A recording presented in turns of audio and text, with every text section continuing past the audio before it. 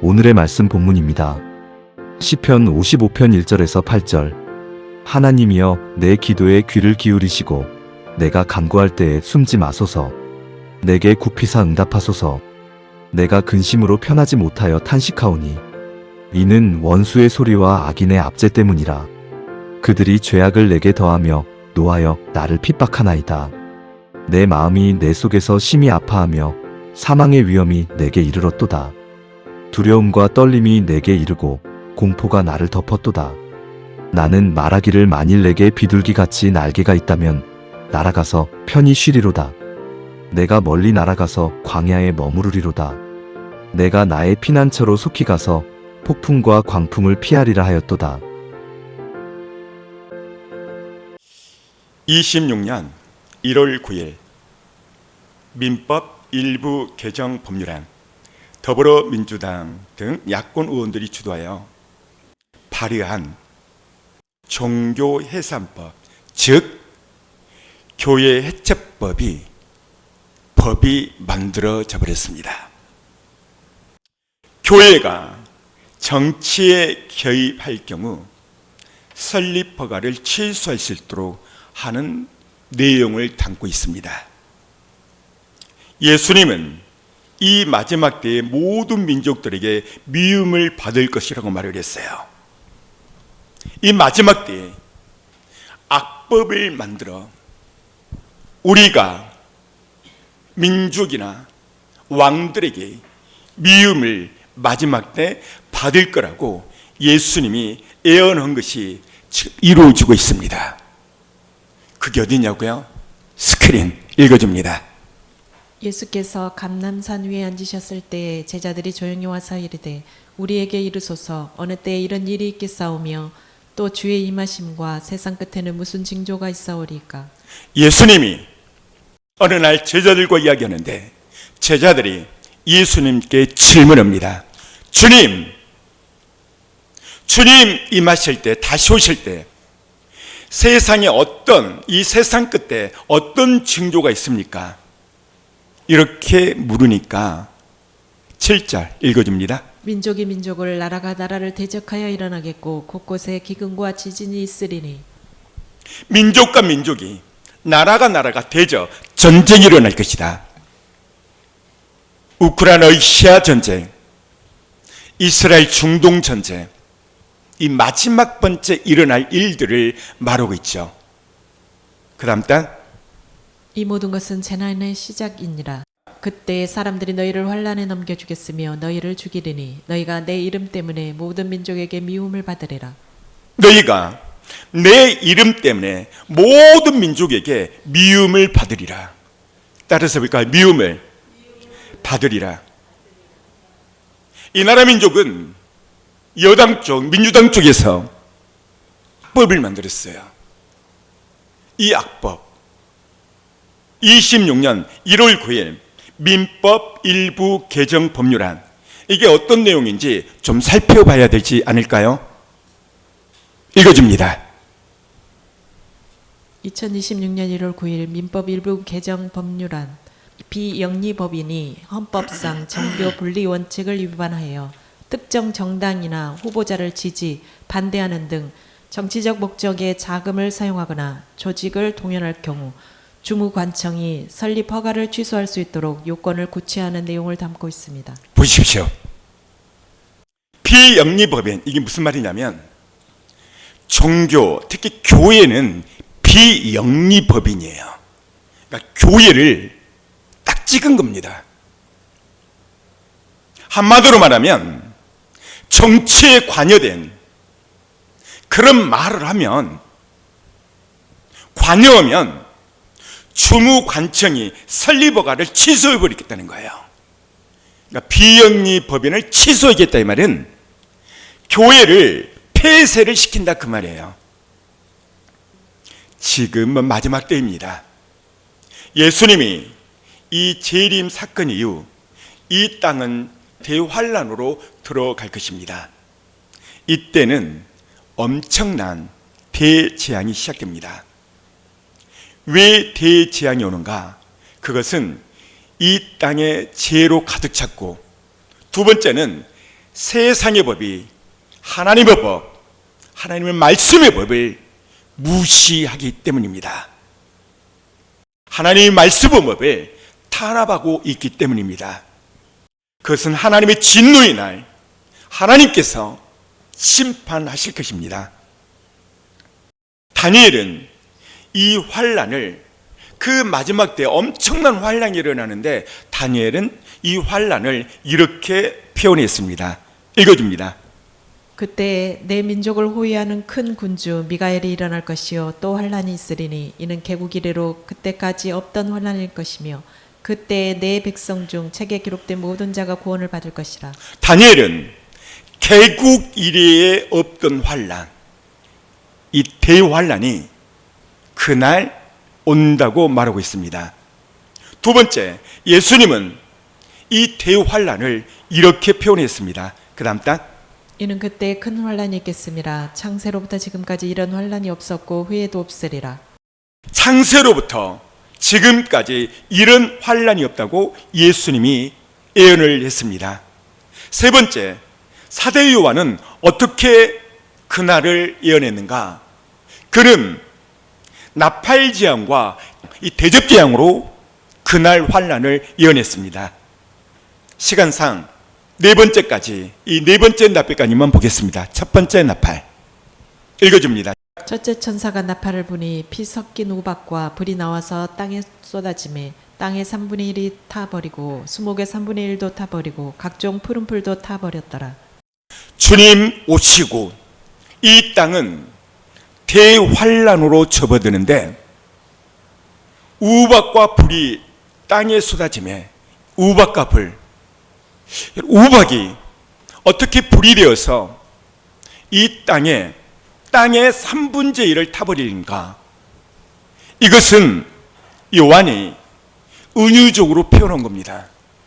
이것은 핵전쟁을 말하는 거예요. 그래서 땅의 3분의 1이 타버리고 각종 푸른들도 다 타버렸다는 거예요. 두 번째 나팔을 볼 때 읽어줍니다. 둘째 천사가 나팔을 부니 불 붙는 큰 산과 같은 것이 바다에 던져지매 바다의 3분의 1이 피가 되고. 여기 보니까 바다의 3분의 1이 피가 되고 배들도 3분의 1이 파쇄가 되고 엄청난 대재앙이 그날 오겠다는 거예요. 세 번째 나팔 천사가 볼 때 어떤 일이 생기는가? 바다 가운데 생명 가진 피조물들의 3분의 1이 죽고 배들의 3분의 1이 깨지더라. 셋째 천사가 나팔을 부니 햇불같이 타는 큰 별이 하늘에서 떨어져 강들의 3분의 1과 여러 물샘에 떨어지니 이 별 이름은 쓴쑥이라. 물의 3분의 1이 쓴쑥이 되고 그 물이 쓴 물이 되므로 많은 사람이 죽더라. 보십시오. 강과 바다 3분의 1이 피바다가 되고 이 11절을 보니까 이 땅의 지하수 모든 물들이 쓴물이 되어서 이 물을 먹으면 많은 사람들이 죽더라는 거예요. 지금도 우리는 물을 사 먹죠. 여러분, 그날 심각한 날이 도래됩니다. 네 번째 나팔을 불 때 읽어줍니다. 넷째 천사가 나팔을 부니 해 3분의 1과 달 3분의 1과 별들의 3분의 1이 타격을 받아 그 3분의 1이 어두워지니 낮 3분의 1은 비추임이 없고 밤도 그러하더라. 내가 또 보고 들으니 공중에 날아가는 독수리가 큰 소리로 이르되. 여기 보십시오. 해의 3분의 1, 달의 3분의 1, 별들의 3분의 1 타격을 받았다. 이 말은 1월 성신이 타격을 받아서 제 역할을 못해버립니다. 1월 성신이 제 역할을 못하면 어떻게 될까요? 컴컴한 암흑의 시대가 온다는 거예요. 여러분, 식물에 광합성 작용을 하지 않으면 어떻게 될까요? 식물은 자랄 수가 없어요. 그 다음 단, 내가 또 보고 들으니 공중에 날아가는 독수리가 큰 소리로 이르되. 독수리가 큰 소리로 이르되 14절 보면 하하하 하로다. 이 하라는 말이 3번 나와요. 3번. 여러분, 성경에서 반복하는 단어는 엄청나게 강조를 하고 있는 거예요. 여러분, 우리는 그날 남게 되면 심각한 타격을 입고 엄청난 환란이 있고, 더 큰 환란은 적그리스도가 등장해서 666 배기첩을 통해서 우리를 지옥으로 끌고 갈 것입니다. 우리는 이 시대에 이 마지막 때의 징조를 알고 시대적 사명을 분별하고 나라와 민족을 위하여 기도하고, 두 번째는 깨어나셔야 돼요. 주님 오실 때 누가 주의 음성을 들을 수 있고 깨어날 수 있는가? 그것은 때에 맞는 양식을 먹어야 내 영혼이 살고 내 영혼이 깨어나는 거예요. 복에 대한 설교, 기복 설교, 인문학 설교, 천문학 설교, 목회학 설교에서 성도들을 많이 모으는 것, 지금은 성도들을 많이 모을 때가 아니에요. 지금 알곡을 모을 때, 알곡을. 지금은 주님이 예수 그리스도의 신부 알곡을 찾고 있는 때입니다. 지금 제 마음이 바뀌었어요. 작은 숫자에도 알곡을 모으는 신부를 만드는 그 교회로 만들어야 되겠다. 이게 지금 제 마음이에요. 사랑하는 성도 여러분, 예수님은 숫자에 관심 없어요. 예수님이 숫자에 관심이 있었다면 이스라엘 200만 명 가나안 땅 들어갈 때 다 멸하지 않습니다. 딱 2명, 여호수아와 갈렙만 가나안 땅 들어가겠죠.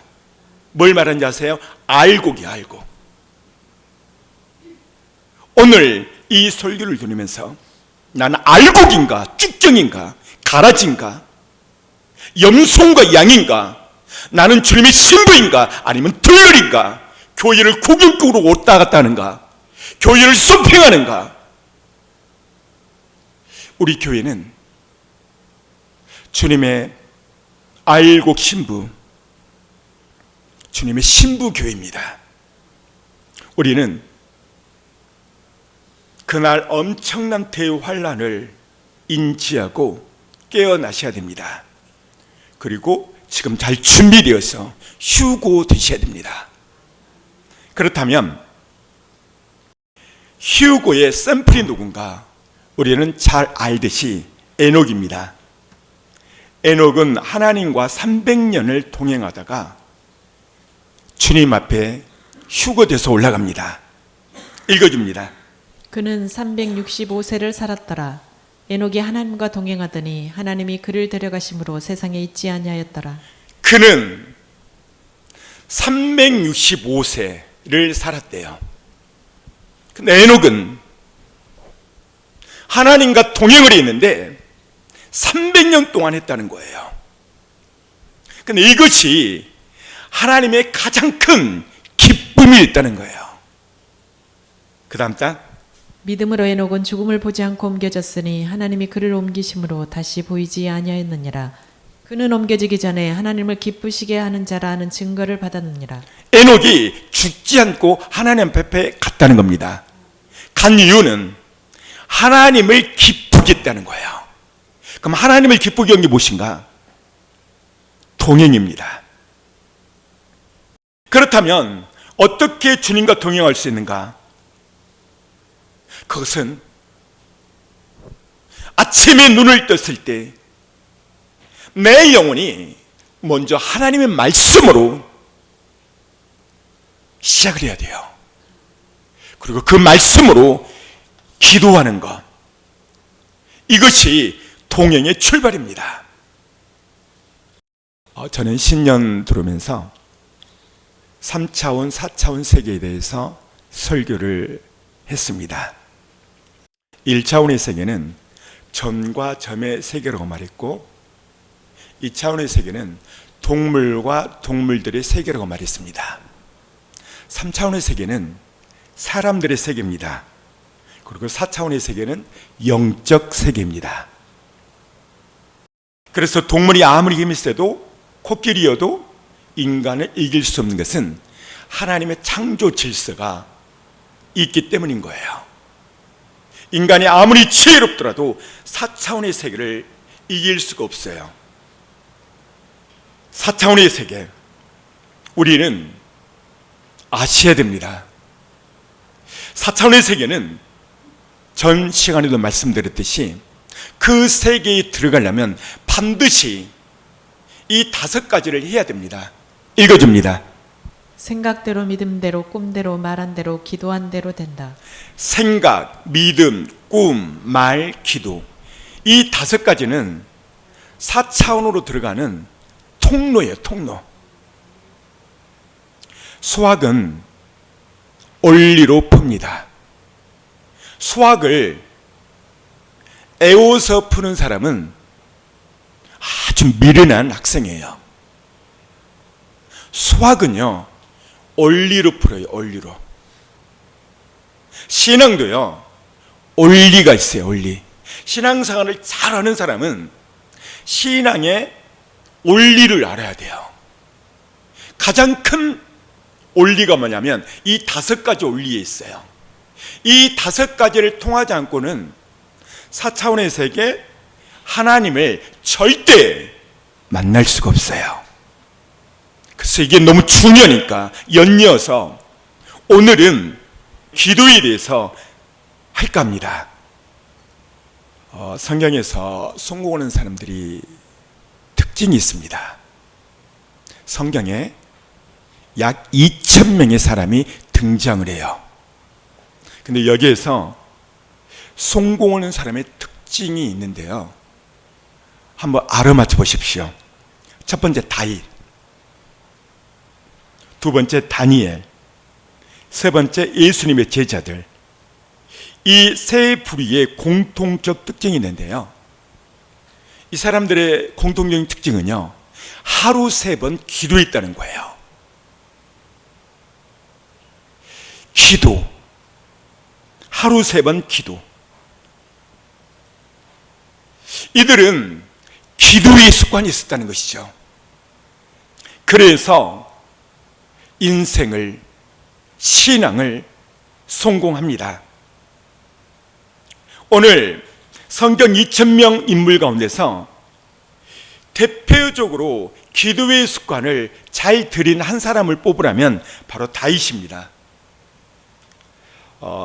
삶이 너무 어렵고 힘들 때,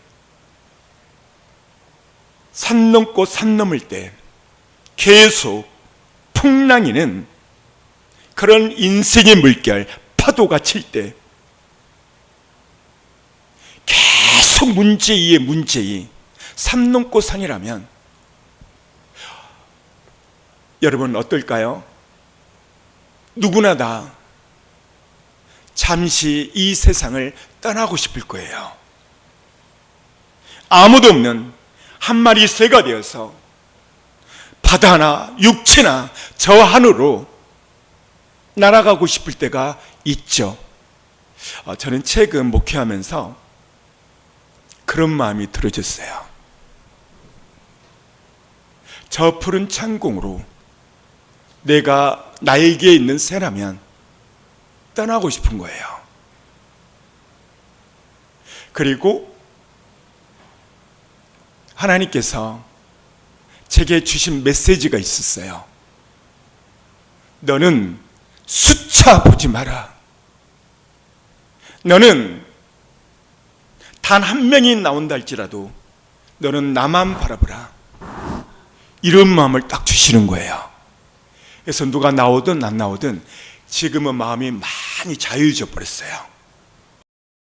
오늘 다윗, 이 다윗이 계속 인생이 산 넘고 산인 거예요. 한 산이 오면 더 큰 산이 오고, 그 산을 넘었더니 또 더 큰 산이 오고, 사면 초갑니다. 마음이 상실되고 절망과 좌절에 찬 오늘 다윗의 시인데, 그렇다면 이 다윗이 어떤 상황에 있었는가? 시편 55편을 보면 이 다윗의 상을 알 수가 있어요. 읽어줍니다. 두려움과 떨림이 내게 이르고 공포가 나를 덮었도다. 나는 말하기를 만일 내게 비둘기같이 날개가 있다면 날아가서 편히 쉬리로다. 내가 멀리 날아가서 광야에 머무리리로다. 보십시오. 다윗이 첫 번째, 두렵고 떨었대요. 세 번째, 공포가 나를 덮었대요. 다윗의 마음이에요. 그렇다면 왜 다윗이 이렇게 어려운 위기에 처해 있는가? 첫 번째, 사울이 죽이려고 쫓아다녀요. 가장 큰 것은 시편 55편의 이 시의 배경은 아들 압살론이 반역을 일으켜서 아버지를 죽이려고 그러는 거예요. 여러분 생각해 보세요. 남도 아닌 내 자식이 왕위를 쟁탈하려고 반역을 일으켜서 쳐들어온다는 거예요. 그러니까 다윗의 마음이 어때요? 여러분, 적군이라면 싸워서 물리치면 됩니다. 근데 아들과 싸워서 이긴다고 해서 그 전쟁이 정말 승리할까요? 아니에요. 이게 다윗의 큰 문제였습니다. 두 번째 큰 상 문제는 뭐였냐면, 다윗에게 가장 친한 친구가 있었어요.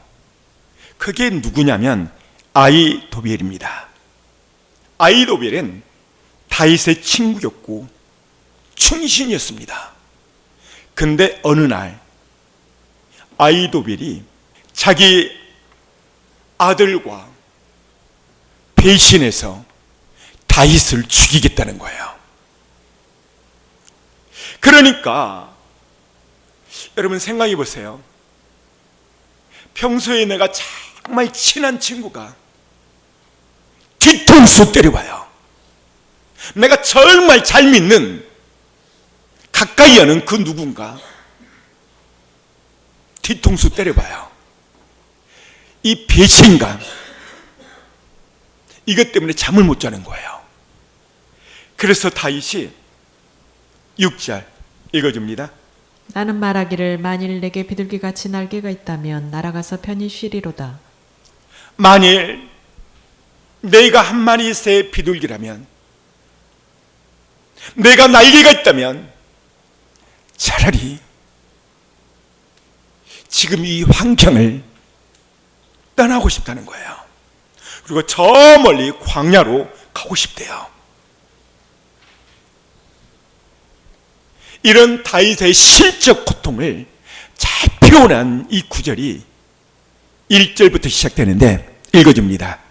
하나님이여 내 기도의 귀를 기울이시고 내가 간구할 때에 숨지 마소서. 내게 하나님이여 내게 귀를 기울이소서.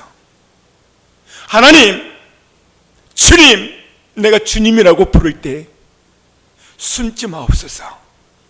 그 다음, 내게 굽히사 응답하소서. 내가 근심으로 편하지 못하여 탄식하오니 이는 원수의 소리와 악인의 압제 때문이라. 그들이 죄악을 내게 더하며 노하여 나를 핍박하나이다. 보십시오. 내가 근심으로 편치 못합니다. 그리고 탄식합니다. 다윗의 심령입니다. 심정 상태입니다. 다윗이 처한 상황, 참 위기고 어려움이에요. 그런데 놀라운 것은 이런 엄청난 위기 앞에 다윗이 이 모든 것을 국복해 버리고 하나님을 찬양해 버립니다. 이것이 저는 너무 궁금했어요. 이런 엄청난 위기와 그 상황 가운데서 다윗이 어떻게 이 환경을 극복했는가? 자, 다윗의 상태를 좀 더 보입니다. 4절. 내 마음이 내 속에서 심히 아파하며 사망의 위험이 내게 이르렀더라. 내 마음이 심히 아팠대요. 너무 아프니까 사망의 위험에 이르렀대요. 충격이죠. 5절, 두려움과 떨림이 내게 이르고 공포가 나를 덮었도다. 두려움과 떨림이 내게 이르고 공포가 나를 덮었대요. 그런데 이 엄청난 위기 앞에 다윗이 이 모든 환경을 극복하고 이겨내요. 사랑하는 성도 여러분, 우리가 세상 살다 보면 믿었던 사람이 배신하고 돈을 뺏기고 사기를 당하고, 내가 그렇게 믿었던 사람이 내게 사기친다면, 그리고 내가 부도가 난다면 얼마나 어렵게 힘들겠어요. 오늘 다윗은 그 이상이요, 그 이상. 근데 이런 엄청난 상황 가운데서 다윗이 그 모든 상황을 극복하고 하나님을 찬양하고 나가요. 그 이유가 뭐냐면 바로 17절 때문에 그래요. 읽어줍니다. 저녁과 아침과 정오에 내가 근심하여 탄식하리니 여호와께서 내 소리를 들으시리로다. 다윗이 저녁과 아침과 정오에 근심하며 탄식했대요. 여기서 탄식이라는 말은 울며 애통하며 하나님 앞에 부르셨다는 거예요.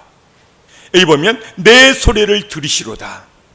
이 영어 성경이 보니까 evening, morning and noon I cry. cry 뭐죠? 울부짖다. 애통하며 울부짖었다는 거예요.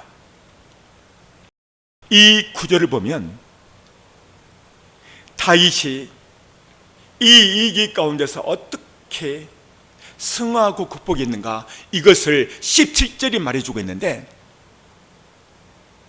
저녁, 아침, 낮 I cry, 울부짖었다는 거예요. 이것이 그 모든 어려움을 이겨냈다는 것을 말씀해 주고 있어요. 사랑하는 성도 여러분, 앞에 스크린 볼까요? 어떤 사람이 땅에 무릎을 꿇었어요. 이 땅에 배신을 맞고 엄청난 위기와 이 절망 가운데 할 수 있는 것은 이 사람처럼 주님 앞에 무릎을 꿇어야 돼요. 하나님은 무릎 꿇을 때 반드시 우리의 기도를 들으십니다. 다윗, 이 사람이 거룩한 습관, 그것은 17절 다시 한번, 저녁과 아침과 정오에 내가 근심하여 탄식하리니 여호와께서 내 소리를 들으시리로다. 다윗의 거룩한 습관은 그가 목동도에부터 왕에 이르기까지 거룩한 습관이 하나 있는데, 그게 하루 3번 기도하는 것. 저녁, 아침, 정오. 여러분, 이 거룩한 기도의 습관이 다윗을 다윗되게 했습니다. 또 기도에 3번 하루 기도를 했던 사람이 있죠. 그 사람이 누굽니까? 다니엘입니다. 다니엘을 통해서 성경은 하루 3번 이 기도의 습관에 엄청난 비밀이 숨어 있음을 성경이 말해주고 있습니다. 우리가 잘 알고 있는 다니엘은 10대 때 바벨론 포로로 잡혀갑니다. 다니엘은 바벨론 포로 생활 가운데서도 그의 거룩한 습관이 있었는데 하루 3번 기도하는 습관이었습니다. 결국 다니엘은 하루 3번 기도하는 그 습관 때문에 위기에 빠집니다. 그리고 사자굴 속에 던져짐을 당합니다. 다니엘의 스토리를 보면 다니엘 6장 5절에서 10절 보면 그 부분이 설명되고 있는데 읽어줍니다. 그들이 이르되 이 다니엘은 그 하나님의 율법에서 근거를 찾지 못하면 그를 고발할 수 없으리라 하고, 이에 총리들과 고관들이 모여 왕에게 나아가서 그에게 말하되 다리오 왕이여 만수무강하옵소서. 그들이, 여기에 그들이 누굴까요? 다니엘의 족수. 이 그들에 대해서, 그들은 누군가? 총리들, 고관들입니다. 이들이 연합 합작을 합니다. 그리고 왕에게 찾아갑니다. 그리고 말합니다. 왕이여 만수무강하옵소서. 그리고 이렇게 말합니다. 읽어줍니다. 나라의 모든 총리와 지사와 총독과 법관과 관원이 의논하고 왕에게 한 법률을 세우며 한 금령을 정하실 것을 고하나이다. 왕이여 그것은 곧 이제부터 30일 동안에 누구든지 왕 외에 어떤 신에게나 사람에게 무엇을 고하면 사자굴에 던져넣기로 한 것이니이다. 보십시오. 총리와 다른 고관들이 연합 합작을 해서 모의를 해서 왕에게 고합니다.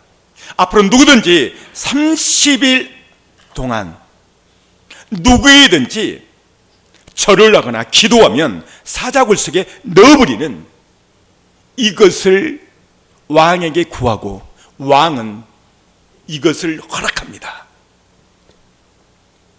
그 다음 단, 그런즉 왕이여 원하건대 금령을 세우시고 그 조서에 왕의 도장을 찍어 메대와 바사에 고치지 아니하는 규례를 따라 그것을 다시 고치지 못하게 하옵소서 하매, 이에 다리오 왕이 조서에 왕의 도장을 찍어 금령을 냈니라.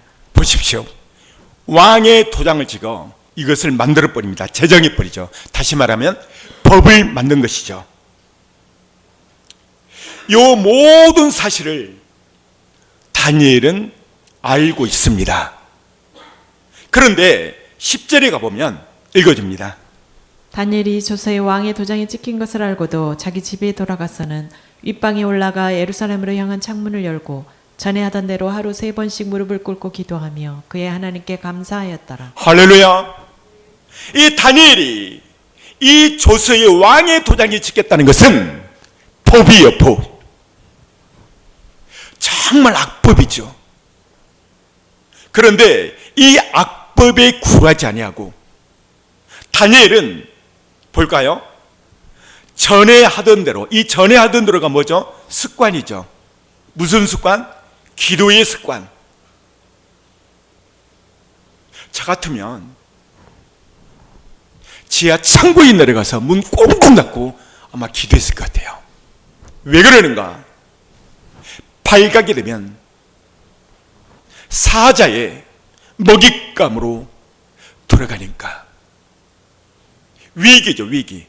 근데 다니엘은 보십시오. 예루살렘 윗방에 올라가 첫 번째 창문을 활짝 열고, 두 번째 전에 하던 대로 하루 3번 무릎 꿇고 기도했는데 오히려 감사하며 기도했다는, 감사하며, 따라서 우리가 감사하며 기도했다. 할렐루야. 여러분, 위기와 절망과 어려울 때 감사는 능력의 기도인 거예요. 그렇다면 이 다니엘이 이 위기 가운데서 하루 3번 이렇게 창문을 열고 기도했던 이유가 뭔가? 그것은요, 여기 보면 알 수 있는데 전에 하던 대로 이거예요. 이거 전에 하던 대로 뭡니까? 습관이요, 습관. 다시 말하면 습관은 운명을 바꾸는 겁니다.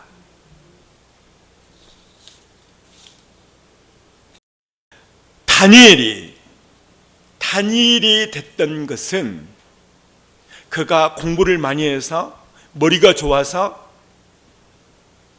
뛰어나서 정치력이 좋아서 아니에요. 오늘 성경은 말합니다. 다니엘이 됐던 것은 기도하는 습관 때문에, 기도하는 습관. 이 기도의 습관.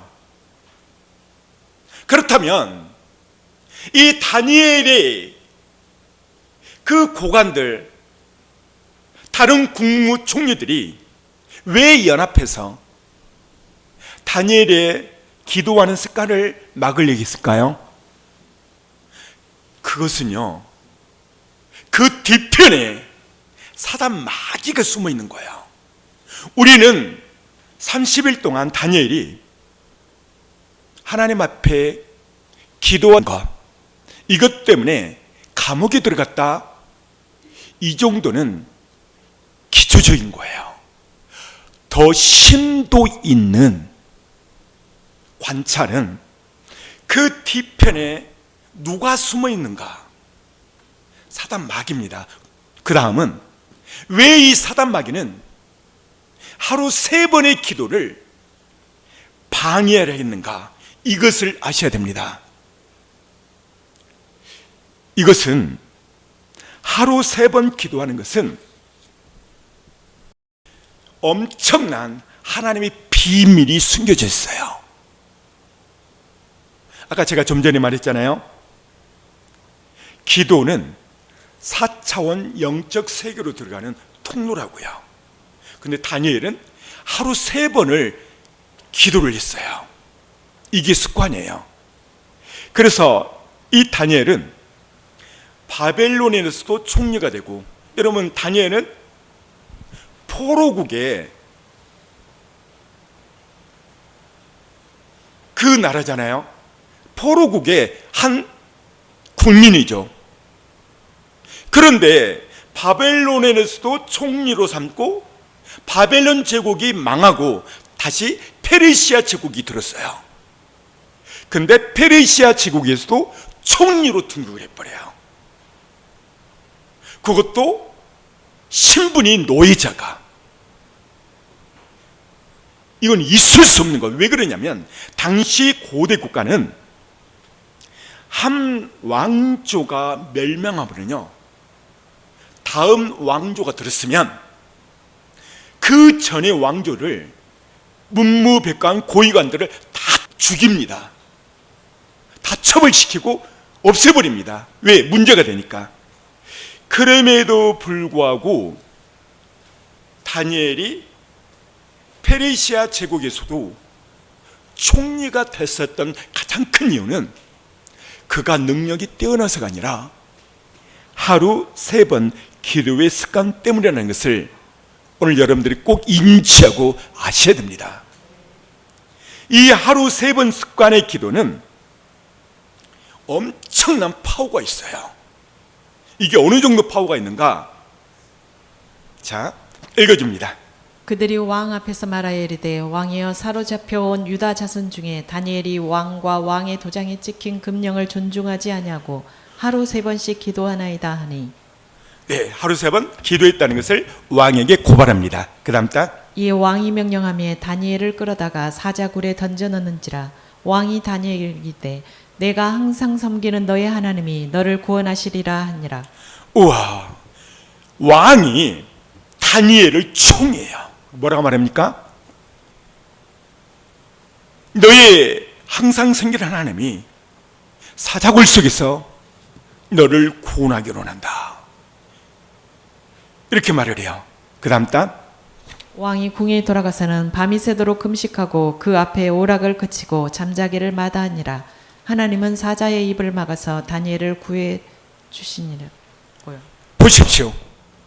왕이 밤새도록 금식하고 다니엘을 위해서 근신했다는, 근신. 사랑하는 성도 여러분, 이 다리오 왕이 다니엘을 이렇게 총애했다는 것이죠. 총애한 그 이유가 무엇인가? 바로 하루 3번 기도하는 것. 하나님은 하루 3번 다니엘의 기도를 통해서 그 왕의 마음도 사로잡았다는 것이죠. 그리고 이 다리오 왕은, 읽어줍니다.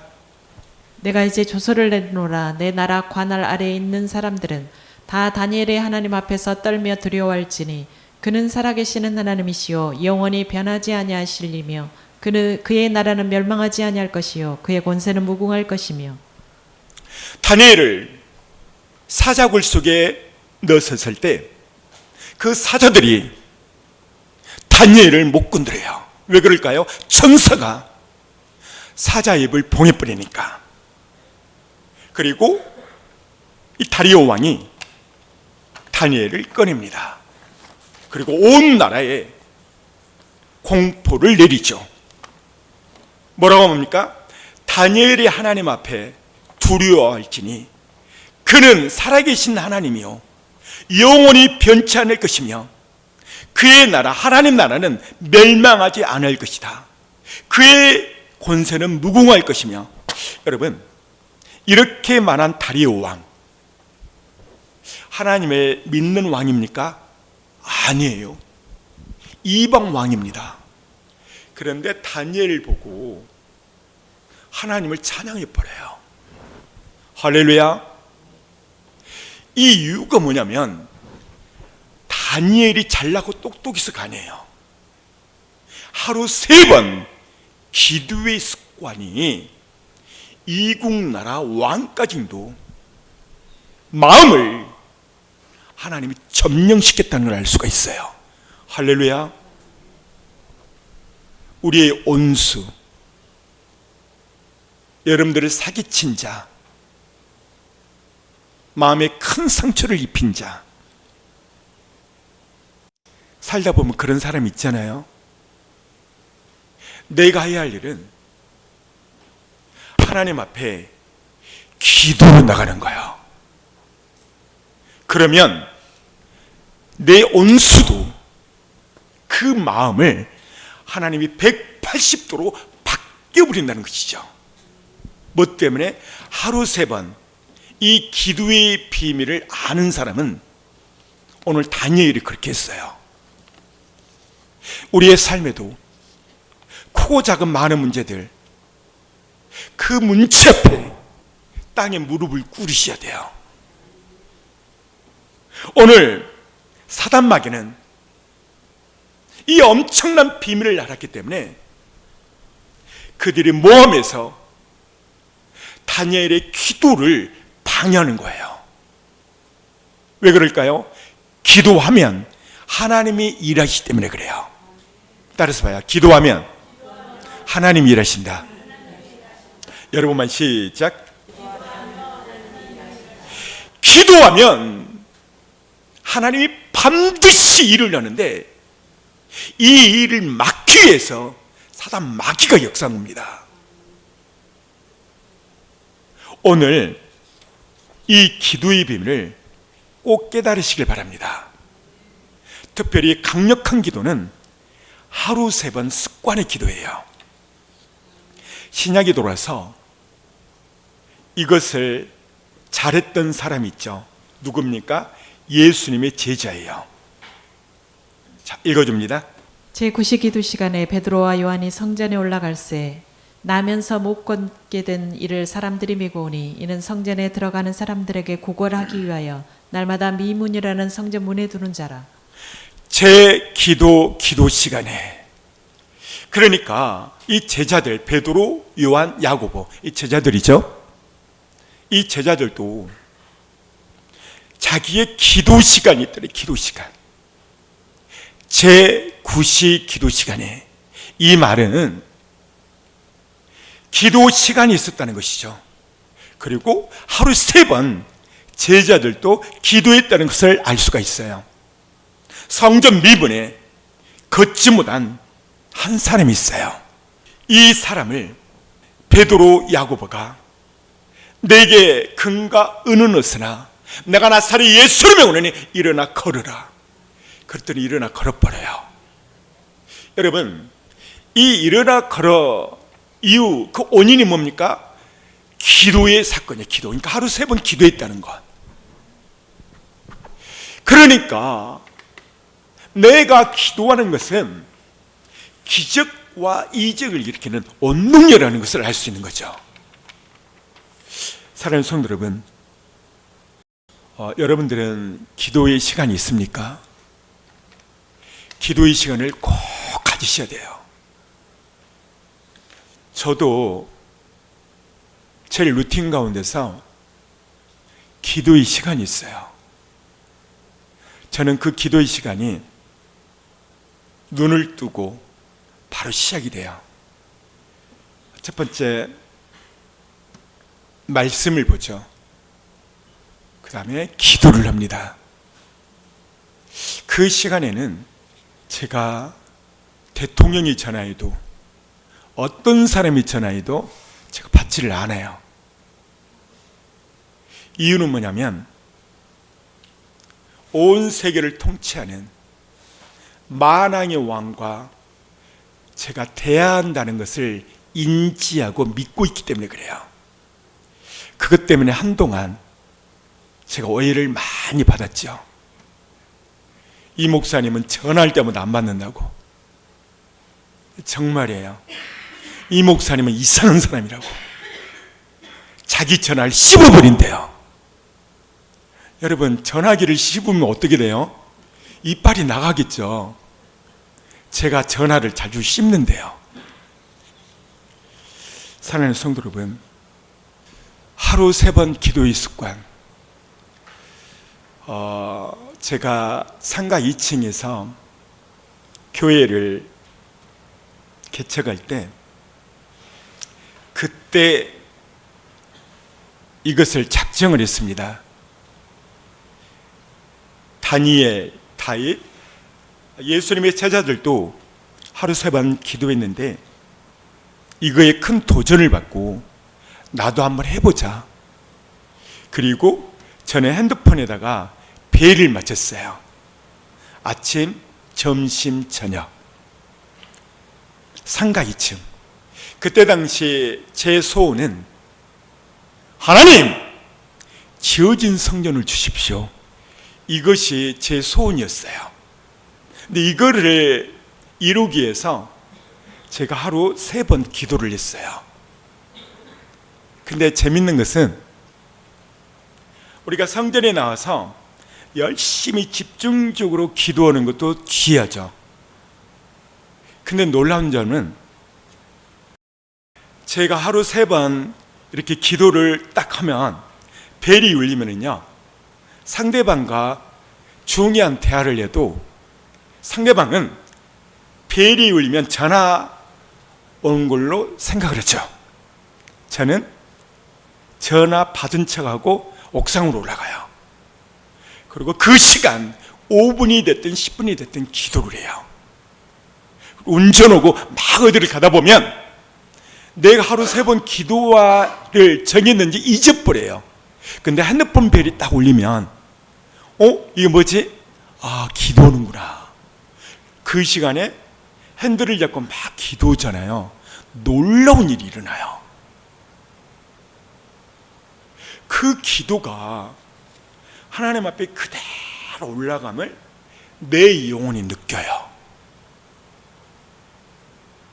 그게 너무 귀한 거예요.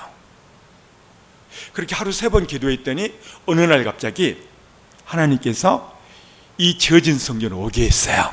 할렐루야. 사랑하는 성도 여러분, 다니엘이 됐다는 것은 하루 3번 기도의 비밀이 있어요. 사단마귀는 기도를 막는 것이 최고로 큰 관건이었죠. 누구를 통해서? 바벨론 고관과 총리들을 통해서. 이거를 다시 해석하면 내가 기도 올라갈 때 내 기도를 방해하는 것들이 있어요. 그게 누군가? 내 주변 사람들이죠. 그렇다면 그들이 사탄 마귀인가? 내가 기도할 때 사탄 마귀가 떠나갈지어다. 그럼 시험이 들어요. 말로 표현하지 말고 영으로 대적하는 거예요. 그들 뒤편에 내 기도를 방해하는 세력은 그들이 아니라 그들 뒤편에 사탄 마귀가 그런 거예요. 왜 이게 중요한가? 마귀는 우리에게 모든 것을 허용을 해요. 근데 기도만큼은 하지 말라는 거예요. 이걸 어떻게 금방 알 수 있는가? 이거 보면 알 수 있어요. 그래, 오늘은 서울 사랑의 교회에 가서 내가 꼭 기도하리라 하고 딱 오면, 딱 앉으면 그동안 생각지 못한 모든 생각들이 막 생각이 나요.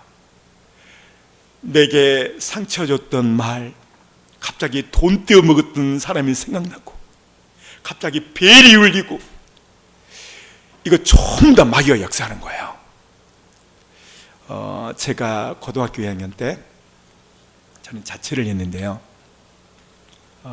제가 기도를 하면 거기는 아이들이 많았어요. 제가 기도 올라가면 막 아이들이 막 뒤에서 막 떠들어요. 알죠? 내가 나사리 예수님을 선포하니 사단 마귀는 떠나갈지어다. 앞에서 기도를 딱 선포하잖아요. 놀라운 사실은 지금도 생생해요. 갑자기 다 조용해져 버려요. 할렐루야. 여러분 해보세요. 마귀는 성경도 많이 읽으라고 그래요. 교회 가서 봉사도 많이 하라고 그래요. 근데 딱 하나, 기도는 하지 말라고 그래요. 그러니까 요즘 교회가 얼마나 이벤트도 많고 모임도 많아요. 근데 그 중심에 기도가 없어요. 마가복음 9장 23절 29절 보면 귀신 들린 아들 아비가 그 자녀를 데리고 와서 주님 고쳐주십시오라고 말하니까 먼저는 제자들이 왔죠. 제자들이 못하죠. 그래서 예수님이 제자들에게 말해요. 이런 이유는 기도 외에는 나갈 수가 없다라고 말을 해요. 그러니까 내 인생의 모든 기도, 개의 목적, 이것은 기도를 통해서 하나님이 일하세요. 지금 가장 중요한 것은 이 마지막 때에 내가 기도하는 것은 성령의 기름등물과 기도함으로써 성령 충만함으로 기름등불을 준비하는 신부로서 첫 단계가 바로 기도의 습관이라는 것이죠. 지금은 우리는 마지막 때를 살고 있어요. 마지막 때 이 스바냐는 이렇게 말합니다. 읽어줍니다. 여호와께서 이르시되 내가 땅 위에서 모든 것을 진멸하리라. 그날 땅의 모든 것을 진멸하겠대요. 7년 대환란을 말합니다. 그 다음 단 주 여호와 앞에서 잠잠할지어다. 이는 여호와의 날이 가까웠으므로 여호와께서 희생을 준비하고 그가 청할 자들을 구별하셨음이니라. 그날 첫 번째 희생자를 준비한대요. 여러분 이 희생자가 누굴까요? 이 땅에 휴고받지 못하고 남는 자들, 그 자들은 희생자입니다. 7년 대환란에 666 베리 때문에 그 표 안 받으려고 손과 발을 자르는 엄청난 대환란이 온다 이 말이죠. 두 번째, 그가 청할 자를 구별했다. 이 청할 자가 누구죠? 휴고자. 하나님이 그날 휴고자를 구별한대요. 그렇다면 이 휴고자는 누군가? 누가 휴고의 대상자인가? 그 다음 단 자기 두루마기를 빠는 자들은 복이 있으니 이는 그들이 생명나무에 나아가며 문들을 통하여 성에 들어갈 권세를 받으려 함이로다. 두루마기를 빠는 자. 두루마리가 뭐라고 그랬죠? 애복이라고 말했어요. 애복. 애복을 어떻게 파는가? 철저하게 회개를 통해서. 회개는 예수의 피로, 예수의 불로 회개할 수 있는 거예요. 애복을 빠는 것은 예수의 피가 있어야 빨 수가 있는 거예요.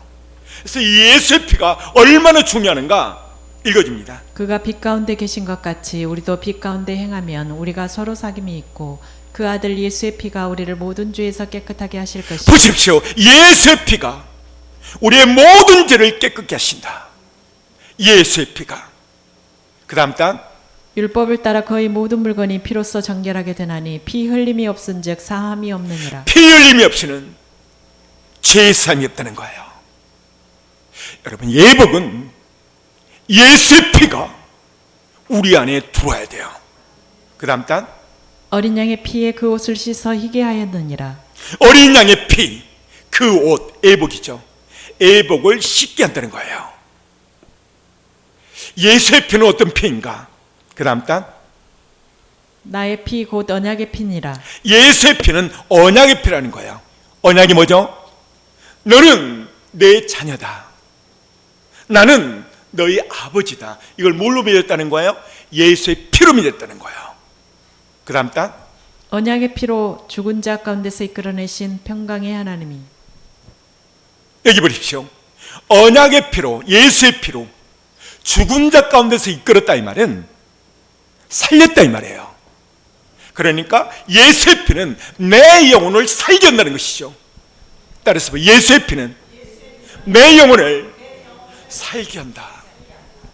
사랑하는 성도 여러분, 예수의 피가 이렇게 막강한 거예요. 항상 기도할 때 예수의 피로, 예수의 볼로 선포하면서 기도를 해야 돼요. 내 영혼 주님 앞에 깨끗하게 회복을 준비하셔야 돼요. 두 번째는 이 나라 민족을 위하여 기도해야 돼요. 우리 이 시간 이 찬양하며 기도할 때 하나님, 내 영혼 주님 다시 오실 때 들림받기를 원합니다. 이 시간 이 찬양하면서 간절히 기도했으면 좋겠습니다. 주님 오심이 심히 가까워졌습니다. 이 시간 주의 삼창 기도할 때 하나님, 날이 어두워져 가고 있습니다. 이 나라 민족의 많은 교회들은 시대의 복음을 전하지 아니하고 때에 맞는 양식을 전이하지 않은 기복 설교, 철학 설교, 인문학 설교 취했습니다. 주님, 내 영혼 예수의 피로 철저히 회개해서 주님 오실 때 올라가게 하여 주시고, 두 번째 이 나라 민족을 위하여 기도합니다. 역사여 주옵소서. 이 시간 주의 성장을 기도합니다. 주여,